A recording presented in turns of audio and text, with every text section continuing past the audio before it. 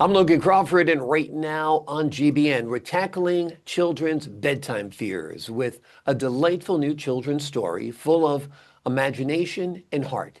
The name of the book, The Monster-Proof Blanket. It is written by a terrific author by the name of Harold Skeete, and he spins a tale about two brothers, Willie and Bobby, who face every child's nighttime dilemma, the fear of monsters lurking in the dark. With humor, warmth, and creativity, the author offers a story that comforts, entertains, and reminds young readers that courage and maybe a cozy blanket can conquer any monster. We're delighted to have this very talented author join us here today. We thank the team at Atticus Publishing for helping us put him on TV today, and we ask viewers like you to support authors like him by subscribing to our channel and by purchasing his wonderful book. The links are below this interview. Harold, thank you so much for joining me here today. Thanks for having me. It's good to be with you. Great to have you on the show. I love this story. It's really cute. Two brothers. One is the younger brother. He's a little bit afraid of the dark. He's afraid of monsters. And his brother comes up with a brilliant idea. Tell us about the inspiration to write this story. Uh, it's two things, actually.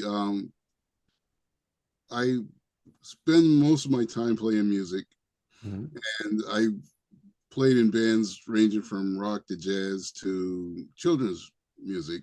And in one children's band I was playing with, we just finished a really good show at a school, and the lead singer suggested that we should, at some point, take a children's book and put it to music. Good idea, but I thought she meant to do an original story. What she meant was just find a book off the shelf and we'll make a couple of songs and we'll perform the whole thing.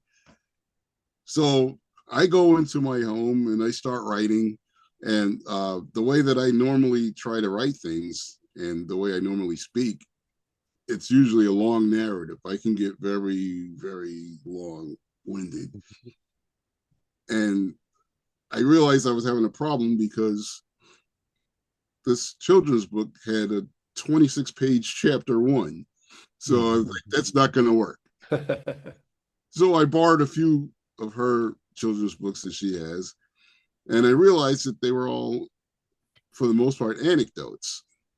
Billy learns to tie his shoe. Jane learns to cross the street looking both ways. So I got to cut this down. Yeah. So after thinking about it, I thought about my own childhood, because it was basically inspired by when I was younger. I shared a room with my younger brother. I have two brothers. The one that was just younger than me, we shared a room, and he was a little scared of the dark and scared of monsters. So it's like, let me make something with that. Because back then, I'm old. Back then, we didn't have internet. We didn't have, PlayStation or anything. Everything was imagination. Everything was, whatever toys we had, we played with. And one of the things we loved to play with were remember the green army men, the little Oh, plastic. yeah. The little plastic green army men. Oh, yeah. We spent hours using the blankets to make terrain and setting up. It took hours to set everything up and 2 seconds to destroy it all. And I figured, let me write something around that. So at night, he always had a problem sleeping in the dark. That made me think about he might have been scared of monsters, and that's where that came from. Totally wrong, not what she was looking for, but that's what happened. It was funny. Very cool. Well, sometimes mistakes are good things. This is a good mistake. I think that could be the title of your autobiography, A Good Mistake. I think, I like that. yeah, it's not bad. It's not bad. Let me ask you this. Have you ever put this song to music? Is it available as an audio recording to music or anything? It will be, because 90% of my friends are musicians. And we were discussing putting it to music and performing it live. Because I actually have a couple of ideas that I want to do with this. Video, for one, YouTube video with a couple of animation programs. And there are other stories that I'm going to use these two characters. And as long as I'm talking about the two characters, Willie and Bobby are their names. Those names are basically the names of my two favorite baseball players. Like, I'm a huge baseball fan. And Willie McCovey from the San Francisco Giants and Bob Gibson from the Cardinals. So I loved it. I told you I was old, right? Well, you didn't say Willie Mays. That would have No, been really old, right? Willie Mays. Well, they played on the same team, Yeah. and although I loved Willie Mays, Willie McCovey was the scariest left-handed hitter I ever saw. So I just named it after him. But they were both named Willie, so it didn't really matter. So Very cool. Very cool. Well, I'm looking forward to the musical rendition of this coming out. In my head, it's a little ska tune, but you can do whatever you want with it. And again, a video or a TV show or a cartoon about this, I think it'd be wonderful because I think it would reach a broader audience and kids would yeah, just love it. yeah, that's actually in the works. I've actually got a few ideas that I want to work on. So between that and there's going to be more stories with these two characters. So I plan on doing a series with them. Very cool. Very cool. And for the folks at home, Willie and Bobby are brothers. The story is told in rhyme, so you're already halfway there when it comes to this being a song. So give the folks at home a little bit of an overview of the story. You got Willie and you've got Bobby, and one's afraid of the dark. What happens? Tell them a little bit. Well, they spent the whole day playing in their room, like I would with my younger brother. And once it came time for bed, the younger brother got nervous and he was afraid that monsters would try to get into the room. Started crying, and he explained that they were either on the roof or under the floor or in the hallway or something. They were trying to get in. So now the older brother has to figure out, all right, how do I get this kid to go to sleep? So he says, well, here, you could take my blanket. It's like, what would that do? He's like, the blanket's monster proof. And he explains that the blanket has a little patch on it that mom put on there to prevent monsters from coming into the room. And the kid bought it. So basically, he's like, yeah, they won't hear a sound. And the monsters will actually avoid coming in because it's a little shield. You'll see it on the cover of the book. It's a little shield, and that was enough to keep the kid calm, and it was enough for him to go to sleep. Wonderful. Wonderful. It's a great story. I think kids will love it. They'll love the idea of the brothers in the room and one's afraid of monsters. Now, were you the kind of big brother that would comfort your brother when he was scared or make him more scared? I mean, I was the big brother who'd make the kid more scared, like It was a little there of are both. monsters in the room, It was a little of both. I never really had a fear of monsters. As a matter of fact, I embraced them. If you can see, Yeah. like Godzilla shirt, and That's also your spirit animal, you said, right? yes, Yeah. yes, and also my good buddy Gossamer from the Bugs Bunny cartoons. Very cool. Yeah, I even dressed up as him for one Halloween. I made a Gossamer costume, which Very cool. that went Well, over pretty well. But as far as scaring him, I did a little bit of both.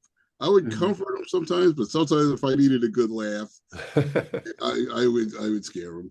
I would scare both my brothers and my sisters. Yeah, Yeah, well, 'tis the season. It's coming up on Halloween. I yeah, remember yeah. putting on those rubber latex masks as a kid and scaring people pretty good with them.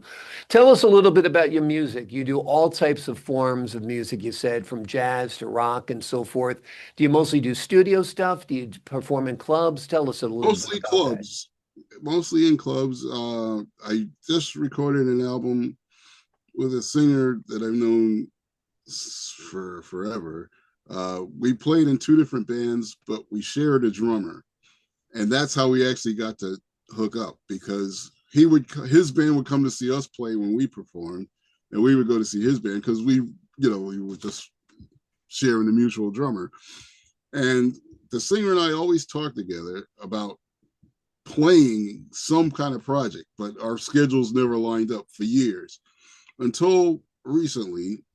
His name's Peter Wilson, and he recorded an album just about a year ago, maybe a little longer, and it's called Freedom's Door.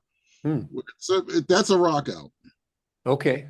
Yeah, they played in a couple of rock albums. There's a guitarist who's now in Tampa. His name is Carl Roa. He Mhm. was a brilliant guitarist, and right now he's playing. He's playing. I'm sorry. He recorded and mixed the newest Steve Morse album from the Dixie Dregs, which is like, for jazz lovers, that guy is huge. So Wow. he's out there. And there's another guy, Ethan Mikesell, another great guitar player. So I've been bouncing around a lot of Long Island musicians that really, made my playing better. Just Yeah. playing with them.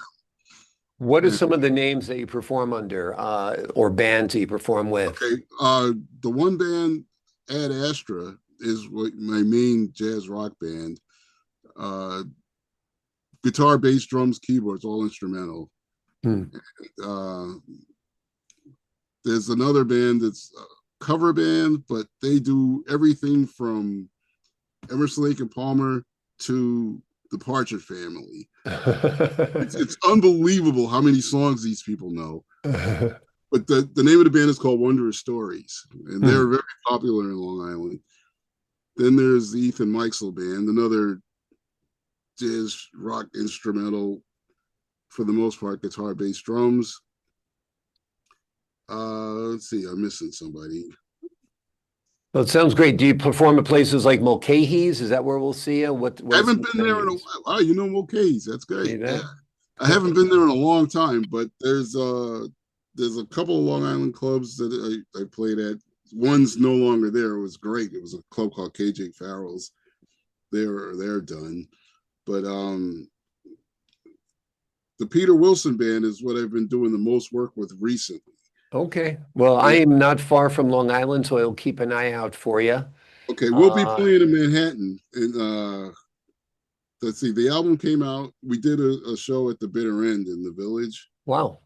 and that was sold out. That was actually pretty cool. Very nice. Um, we're playing there again, I believe, in January. All right. And the name of the band?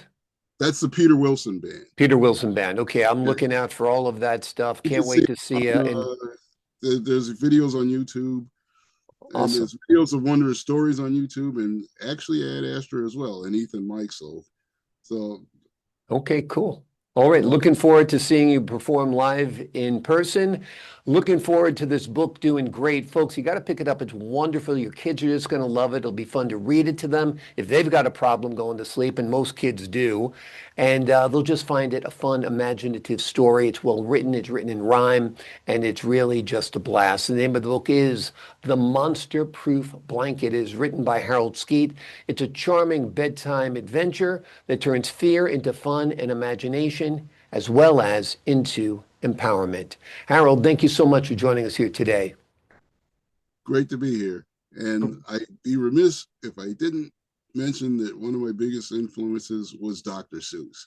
Yeah. And that was largely why it rhymed. I like that style. It was my favorite reading as a kid. Yep, absolutely. Well, you lived up to that great expectation of Dr. Seuss like material because this book is wonderful. To the folks at home, I'm Logan Crawford, thanking you for your time this time. Until next time on the Global Book Network.